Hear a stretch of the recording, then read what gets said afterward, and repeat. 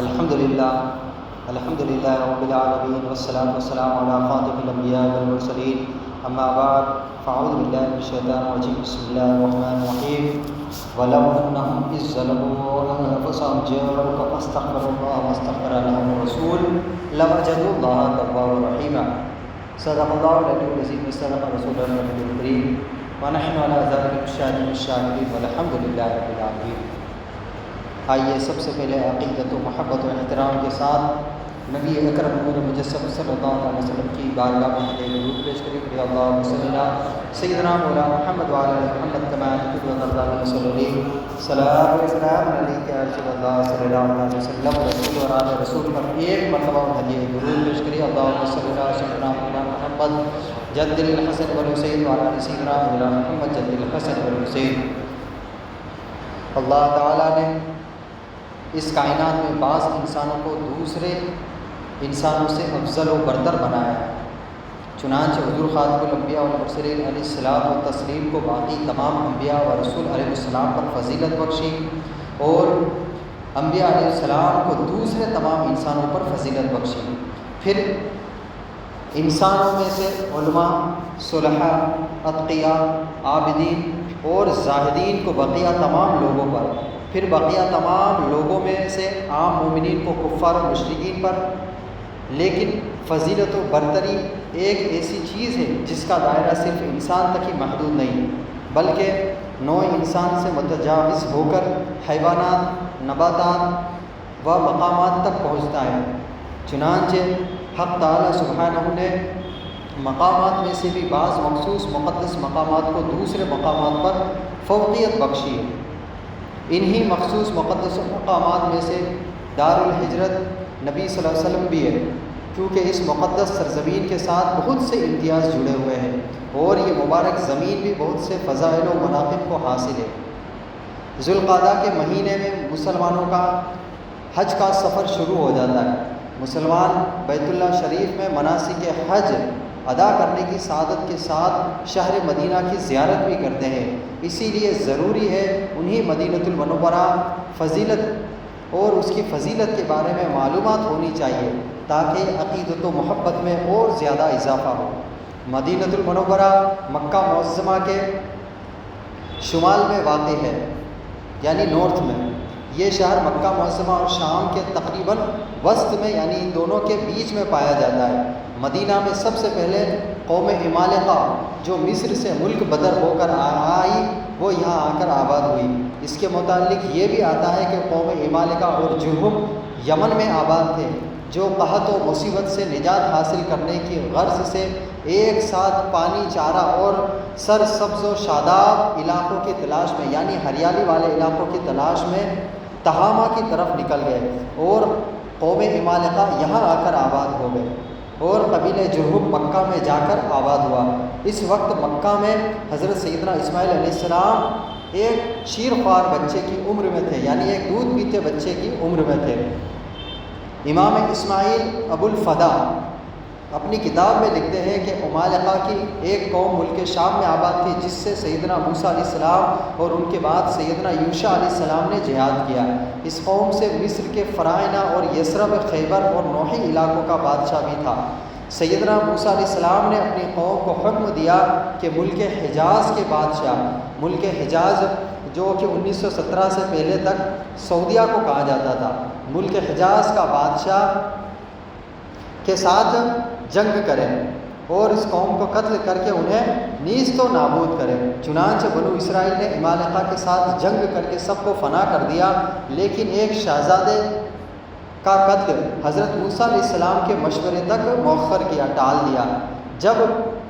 جیت کی اس شان و شوکت کے ساتھ ملک شام واپس پہنچے تو انہیں معلوم ہوا کہ حضرت موسیٰ علیہ السلام کا انتقال ہو چکا ہے اور بنو اسرائیل نے شہزادے کو قتل نہ کر کے جرم میں اس لشکر کو ملک بدر کر دیا۔ چنانچہ انہوں نے آپس میں مشورے سے ایک مفتوحہ علاقے، جیتی ہوئی جگہوں کو واپس جانے کا فیصلہ کر لیا، تو اس طرح سے بنو اسرائیل یثرب، خیبر اور حجاز کے دوسرے علاقے میں آباد ہو گئے۔ یہودی ان شہروں میں ایک لمبے زمانے تک آباد رہے، یہاں تک کہ سیل عرم کے باعث اوس و خزرج یمن سے نکل کر یثرب میں قیام پذیر ہوئے۔ یہ بھی کہا جاتا ہے کہ بنو اسرائیل بخت نصر کے ظلم و تشدد کے باعث یثرب میں آباد ہوئے تھے۔ اس شہر کی آبادی میں تبع الحمیری کی آمد ایک تاریخی حیثیت رکھتی ہے۔ اسے حضور خاتم الانبیاء صلی اللہ علیہ وسلم کے اس علاقے میں آمد کے متعلق معلومات ملی۔ اس پر تبع الحمیری کے علماء نے ایک بڑی جماعت کو اس علاقے میں بسایا اور حضور صلی اللہ علیہ وسلم کا 1 سال تک اس علاقے میں انتظار کیا۔ اس کے بعد حضور صلی اللہ علیہ وسلم کے نام ایک محبت بھری سربا مہر تحریر کی، لکھ کر علماء کی جماعت کے سب سے بڑے عالم کے سپرد کی، اپنے ملک واپس چلے گئے۔ وہ تحریر جو لکھ کے انہوں نے خط دیا تھا، ہجرت مدینہ کے بعد حضور صلی اللہ علیہ وسلم کی بارگاہ میں پیش کی گئی، تو حضور صلی اللہ علیہ وسلم نے تبع کے لیے تعریفی جملے ارشاد فرمائے۔ اس شہر کے آباد کرنے والے پہلے شخص کا نام یثرب تھا، جو کہ حضرت نوح علیہ السلام کی اولاد میں سے تھا۔ پھر اسی نام سے یہ علاقہ معروف و مشہور ہو گیا۔ یثرب کے معنی توبیخ اور ملامت کے ہیں، چونکہ حضور صلی اللہ علیہ وسلم کو عمدہ نام محبوب تھا، پیارا تھا، اسی لیے خلاق کائنات نے محبوب کائنات کی ناز برداری کرتے ہوئے اس مکروہ نام کو محبوب نام سے بدل دیا اور اس کا نام طابہ رکھا۔ دوسری احادیث میں اس شہر کا نام طیبہ اور مدینہ بھی آیا ہے۔ حضرت جابر بن سمرہ رضی اللہ تعالیٰ عنہ کہتے ہیں کہ میں نے سنا حضور نبی کریم صلی اللہ علیہ وسلم فرماتے تھے کہ اللہ تعالیٰ نے مدینہ کا نام طابہ رکھا،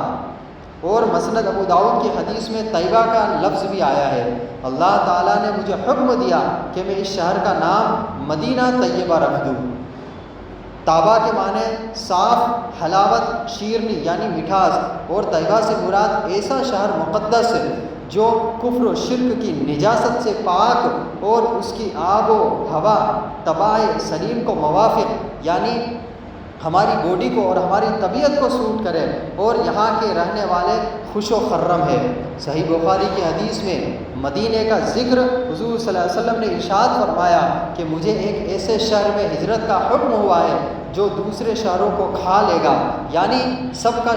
سردار بنے گا۔ منافقین اسے یثرب کہتے ہیں، لیکن اس کا نام مدینہ ہے، اور برے لوگوں کو اس طرح یہ باہر نکال دیتا ہے جس طرح بھٹی لوہے کے زنگ کو نکال دیتی ہے۔ حضور خاتم الانبیاء والمرسلین صلی اللہ علیہ وسلم کی آمد کے بعد اس مقدس شہر کو مدینۃ النبی صلی اللہ علیہ وسلم اور مدینۃ الرسول اور مدینۃ المنورہ کے نام مبارک ناموں سے پکارا جانے لگا، پھر مختصر ہو کر مدینہ زبان پر عام ہو گیا۔ اللہ نے اس غیر معروف شہر کو اتنی شہرت و عزت بخشی کہ اس شہر مقدس سے قلبی لگاؤ اور عقیدت ہر مسلمان کا جزء و ایمان بن گئی، یہاں تک کہ حضور صلی اللہ علیہ وسلم نے اس شہر مقدس کی بے حرمتی سے منع کیا ہے۔ حضور صلی اللہ علیہ وسلم نے ارشاد فرمایا کہ اب جو آدمی مدینۃ المنورہ کو یثرب کہے گا تو اسے اس کے نامہ اعمال میں 1 گناہ لکھا جائے گا۔ ایک روایت میں استغفار کرنے کا کہا گیا،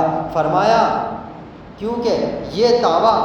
نام ہے، اور روایت میں یہ بھی ذکر ہے کہ جس نے 1 مرتبہ یثرب کہا اس کی تلافی اور تدارک کے لیے اسے 2 دفعہ مدینہ کہنا چاہیے۔ حضرات محترم، جب حضور صلی اللہ علیہ وسلم صحابہ کرام رضی اللہ تعالیٰ عنہم مدینہ منورہ تشریف لائے تو مدینہ میں کچھ صحابہ کرام بخار میں مبتلا ہو گئے۔ یہ ایک سخت قسم کا بخار تھا جو وبا کی شکل میں اہل مدینہ کو آتا اور کمزور کر دیا کرتا تھا۔ بخاری شریف کی حدیث میں جو حضرت عائشہ صدیقہ رضی اللہ تعالیٰ عنہا سے روایت ہے، آپ فرماتی ہے کہ جس وقت حضور صلی اللہ علیہ وسلم مدینہ تشریف لائے تو حضرت ابو بکر اور حضرت بلال رضی اللہ تعالیٰ عنہ بخار میں مبتلا ہو گئے، تو آپ صلی اللہ علیہ وسلم کے پاس حاضر ہوئے اور ان کی بیماری کی خبر دی، تو آپ صلی اللہ علیہ وسلم نے یہ دعا فرمائی کہ اے اللہ ہمارے دلوں میں مدینہ کی محبت پیدا فرما، جیسا کہ ہمارے دلوں میں مکہ کی محبت ہے، یا اس سے بھی زیادہ اس کی آب و ہوا کو درست کر دے اور ہمارے لیے برکت پیدا فرما،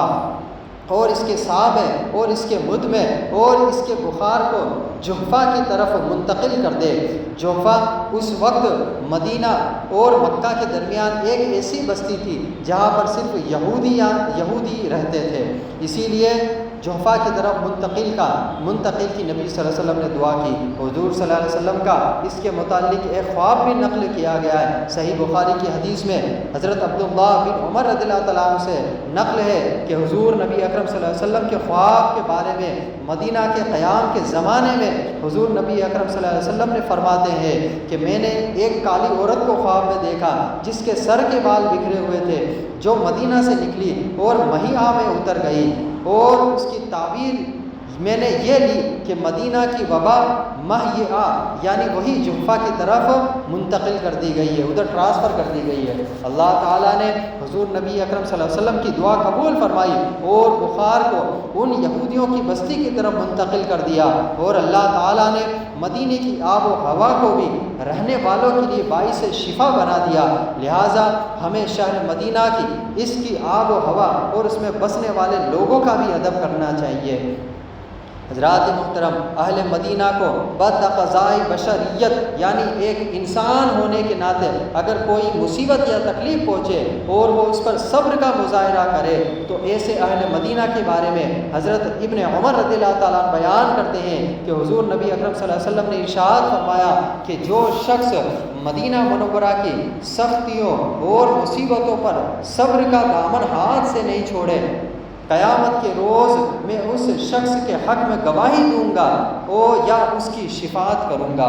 حضرت ابو ہریرہ رضی اللہ تعالیٰ عنہ بیان کرتے ہیں کہ حضور نبی اکرم صلی اللہ علیہ وسلم نے ارشاد فرمایا جو شخص اس شہر یعنی اہل مدینہ والوں کے ساتھ برائی کا ارادہ کرے گا، اللہ تعالیٰ اسے دوزخ میں اس طرح پگھلائے گا جیسے کہ نمک پانی میں گھل جاتا ہے۔ اہل مدینہ سے برا سلوک تو درکنار، برائی کا ارادہ کرنے والوں کو بھی جہنم کی وعید سنائی گئی ہے۔ مدینہ منورہ کے رہنے والوں کا ادب و احترام بھی آپ صلی اللہ علیہ وسلم کی نسبت و تعلق کی وجہ سے لازم ہے۔ جو ایسا نہیں کرے گا وہ جہنم کا ایندھن ہے۔ حرم کی زمین اور قدم رکھ کے چلنا ارے سر کا موقع ہے او جانے والے۔ حضور صلی اللہ علیہ وسلم نے مدینے کی آب و ہوا، اہل مدینہ کی تکالیف و پریشانی میں صبر پر اجر کی دعاؤں کے ساتھ مدینہ منورہ کی سرزمین میں اس کے پھل، پیمانے اور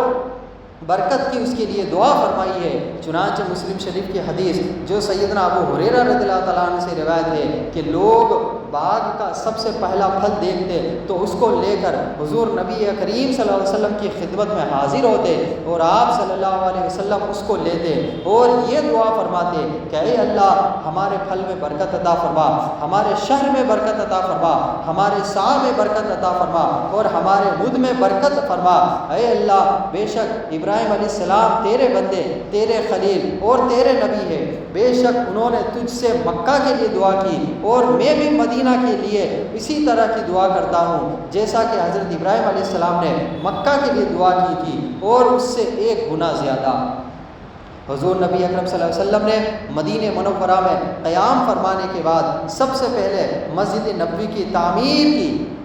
اور زمین کا وہ خطہ جہاں اب مسجد نبوی موجود ہے 2 یتیم بچے حضرت سہل اور حضرت سہیل رضی اللہ تعالیٰ عنہ کی ملکیت تھی۔ یہ دونوں بچے سیدنا اسعد بن زرارہ رضی اللہ تعالیٰ عنہ کے زیر نگرانی میں رہتے تھے اور اس جگہ کھجور کی شاخیں خشک کی جاتی تھی، یعنی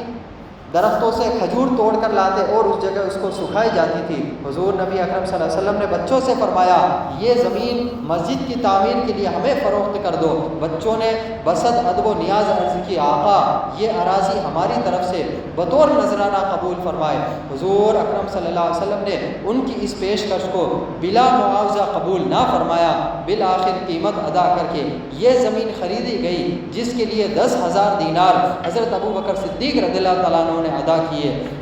ربیع الاول 1 ہجری مسجد نبوی کا سنگ بنیاد حضور نبی اکرم صلی اللہ علیہ وسلم نے اپنے دست اقدس سے رکھا۔ مسجد کی تعمیر شروع کر دی گئی تو اس تعمیر میں آپ صلی اللہ علیہ وسلم نے صحابہ کرام رضوان اللہ تعالیٰ علیہم اجمعین کو ساتھ لے کر کام کیا، خود اینٹیں اٹھا کر لاتے اور اپنی زبان فیض سے ترجمان سے یہ بھی فرماتے اللہم ان الاجر اجر الآخرہ فرحم الانصار والمہاجر، یعنی اے اللہ آخرت کا بدلہ ہی بہتر ہے تو انصار اور مہاجرین پر رحم فرما۔ یہ مسجد انتہائی سادگی سے تعمیر کی گئی۔ اور تعمیر میں کچی اینٹیں، کھجور کی شاخیں اور تنے استعمال کیے گئے۔ جب کبھی بارش ہوتی تو چھت ٹپکنے لگتی۔ حضور صلی اللہ علیہ وسلم اور آپ کے جانثار صحابہ رضی اللہ تعالیٰ عنہم اسی گیلی زمین پر اللہ تعالیٰ کے حضور سر پر سجود ہو جاتے تھے۔ حضور نبی اکرم صلی اللہ علیہ وسلم نے 10 سال اس مسجد میں نماز ادا فرمائی ہے۔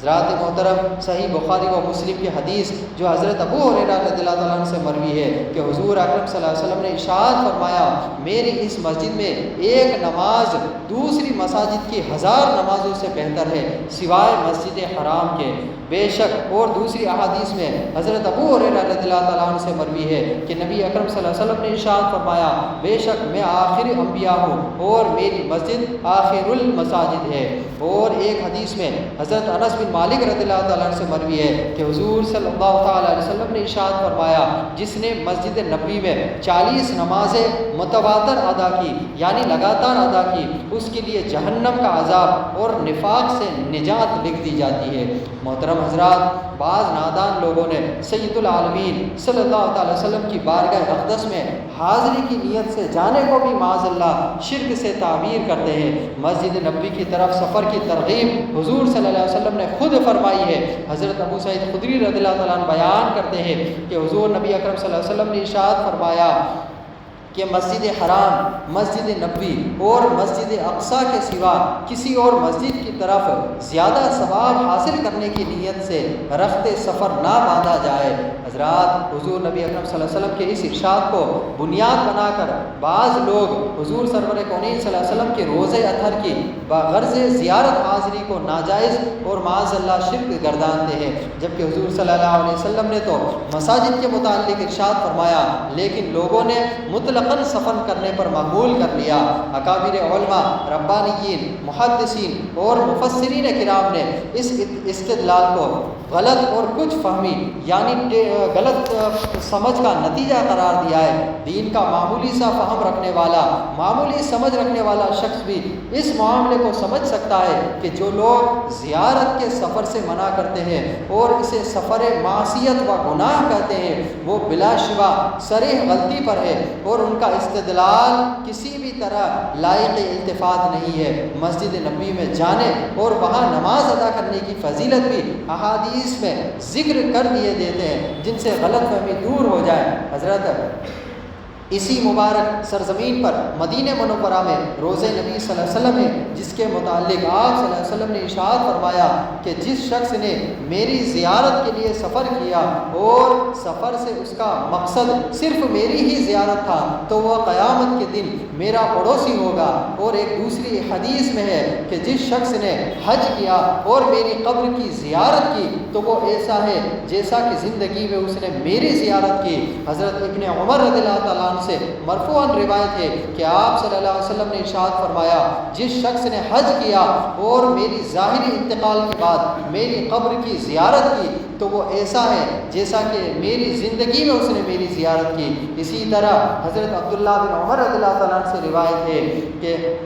حضور صلی اللہ علیہ وسلم نے ارشاد فرمایا، من زار قبری وجبت لہ شفاعتی، جس نے میرے قبر انور کی زیارت کی اس کے لیے میری شفاعت واجب ہوگی۔ محترم حضرات، ان احادیث سے یہ امر، یہ حکم واضح ہوتا ہے کہ مسجد نبوی کا متبرک ہونا اور وہاں کی زیارت اور سفر کرنا باعث سعادت، باعث ثواب اور نجات آخرت ہے۔ حضور امام غزالی علیہ الرحمہ نے علامہ سید احمد سعید کاظمی شاہ علیہ الرحمہ فرماتے ہیں کہ خدا کی قسم کوئی 1,00,000 مرتبہ مکہ جائے مگر مصطفیٰ صلی اللہ علیہ وسلم کے در اقدس سے فیض نہ پائے تو اس کو کوئی فائدہ نہیں ہو سکتا۔ حضرات محترم، یہاں پر ایک شک پیدا ہوتا ہے، ایک شبہ پیدا ہوتا ہے کہ مدینے جانے کا فائدہ تو تب تھا کہ سرکار کی زیارت نصیب ہوتی، جب حضور صلی اللہ علیہ وسلم کی زیارت ہی نصیب نہ ہو تو مدینے جانے کا کیا فائدہ۔ اسی لیے امام غزالی رحمہ نے یہ قرآن کی اس آیت کا مفہوم بتایا ہے کہ وَلَوْ أَنَّهُمْ إِذ ظَّلَمُوا أَنفُسَهُمْ جَاءُوكَ فَاسْتَغْفَرُوا اللَّهَ وَاسْتَغْفَرَ لَهُمُ الرَّسُولُ لَوَجَدُوا اللَّهَ تَوَّابًا رَحِيمًا۔ اس کا ترجمہ ہے کہ اور اگر وہ کبھی اپنی جانوں پر ظلم کر بیٹھے تو اے نبی آپ کی بارگاہ میں آ جائیں اور آپ سے مغفرت طلب کریں، اللہ اسے اور اس کی مغفرت طلب کرتا اور ان کے رسول تو ضرور پاتے، اللہ بہت توبہ قبول کرنے والا ہے۔ یعنی قرآن کریم میں خود اللہ تعالیٰ نے حکم فرمایا کہ اگر مسلمان اپنی جانوں پر ظلم کرے، گناہ کرے، تو کہاں پہ حاضر ہو؟ نبی صلی اللہ علیہ وسلم کی بارگاہ میں حاضر ہو اور اللہ کے حضور حاضر ہو کر نبی صلی اللہ علیہ وسلم سے اور اللہ سے اس گناہ کی معافی چاہے تو نبی کی بارگاہ میں، تو نبی بے شک ضرور ان گناہوں کو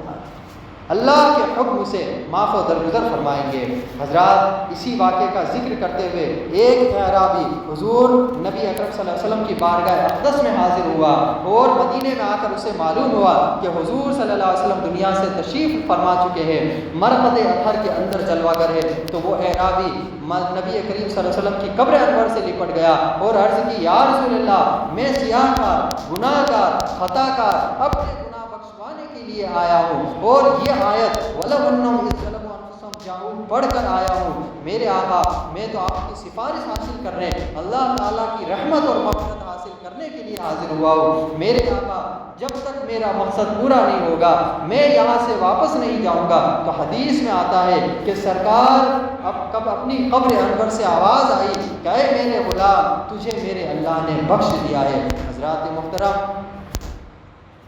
حیات حقیقی کے ساتھ قبر انور میں نبی کریم صلی اللہ علیہ وسلم زندہ ہے اور زندہ نہ مانے تو وَلَوْ أَنَّهُمْ إِذْ ظَّلَمُوا أَنفُسَهُمْ جَاءُوكَ مقصد اور مطلب کیا ہوگا؟ شرع میں ایک مسئلہ ہے کہ اگر کوئی شخص یہ کہے کہ واللہ الا کلمہ کلامی، خدا کی قسم میں کبھی اس سے بات نہیں کروں گا، فَتَكَلَّمَهُ بَعْدَ مَوْتِهِ، تو اس نے مرنے کے بعد اس سے کلام کیا، اس کی قسم نہیں ٹوٹے گی، کیونکہ اس لیے کہ وہ کلام کے قابل نہیں رہا۔ اگر میرے آقا مردہ ہوتے تو آپ اس قابل کب ہیں کوئی آپ کے پاس اپنی حاجت پیش کرے؟ جو مر گیا وہ تو کسی قابل ہی نہ رہا۔ مومن اور کافر کا فرق یہی ہے کہ کافر مرنے سے پہلے اور مرتے ہی مر جاتا ہے، جبکہ میرے آقا زندہ ہے اور ان کے دامن سے لپٹنے والا ہر غلام زندہ ہے، کیونکہ انتقال کا مطلب ہوتا ہے ایک جگہ سے دوسری جگہ منتقل ہونا، نہ کہ ختم اور فنا ہو جانا۔ اللہ تبارک